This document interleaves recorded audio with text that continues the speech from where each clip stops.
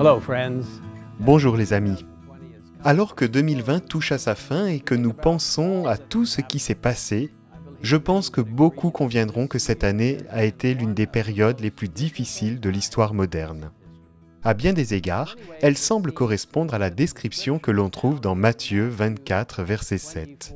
Une nation se dressera contre une nation, et un royaume contre un royaume. Il y aura en divers endroits des famines, des pestes et des tremblements de terre.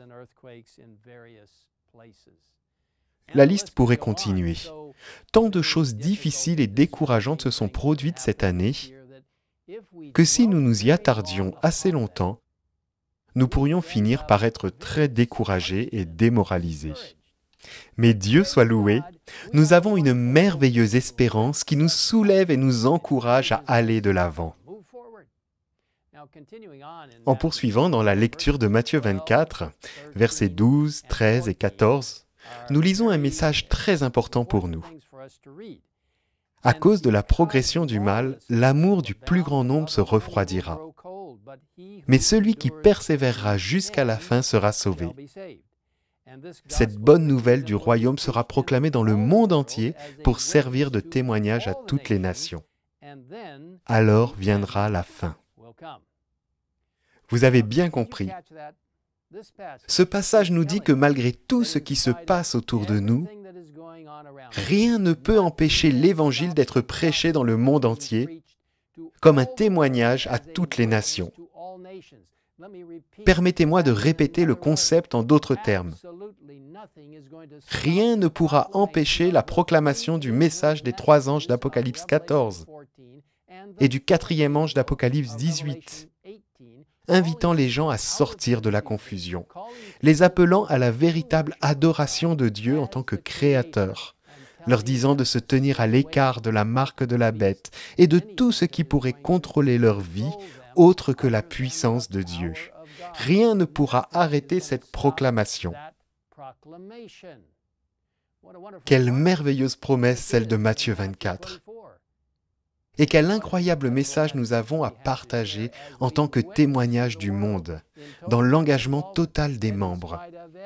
Que malgré tout ce qui se passe autour de nous, même si le monde semble être hors de contrôle, il y a un Dieu dans le ciel qui nous aime, qui est mort pour nous, qui nous a rachetés, qui a un plan pour nous, qui intercède pour nous dans le sanctuaire céleste, dans le lieu très saint du sanctuaire céleste, et qui reviendra bientôt pour nous ramener chez nous, pour vivre pour toujours avec lui. Quel merveilleux et incroyable message nous avons à partager avec le monde en ce moment, alors que tant de personnes sont à la recherche d'espoir pour aujourd'hui et d'une assurance pour demain. Nous avons le privilège d'être des ancres de stabilité et des piliers d'espoir au milieu de toutes ces tempêtes. Permettez-moi de partager avec vous cette merveilleuse pensée que l'on trouve dans le livre Le ministère évangélique. Certaines personnes voient toujours les objections et les aspects attristants, et c'est pourquoi le découragement s'empare d'elles. Elles oublient que le ciel voudrait bénir le monde par leurs moyens, et que le Seigneur Jésus a, pour chaque être humain, des ressources inépuisables de force et de courage. Il n'y a pas lieu d'être abattu et craintif. Satan projette toujours son ombre sur notre chemin. Mais notre foi doit pouvoir percer cette ombre. Dieu a besoin de collaborateurs pleins d'entrain, qui refusent de se laisser décourager par l'opposition.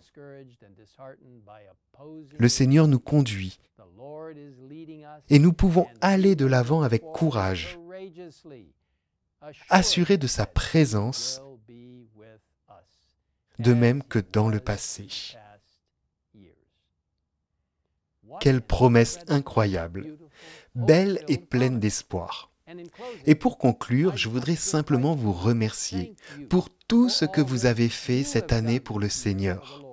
Malgré tout ce qui s'est passé au cours de cette dernière année, vous avez continué, trouvant un moyen d'avancer malgré la pandémie, les catastrophes naturelles les troubles sociaux, les crises économiques et bien d'autres encore. Les hommes et les femmes de Dieu du monde entier ont fait preuve de leur créativité et de leur courage pour continuer à aider les personnes dans le besoin, répandant l'espoir et l'encouragement par le biais d'Internet et bien plus encore, utilisant tous les moyens possibles pour proclamer le message de l'Évangile et la vérité que Jésus reviendra bientôt. Merci pour tout ce que vous avez fait et continuez à faire par la puissance de Dieu.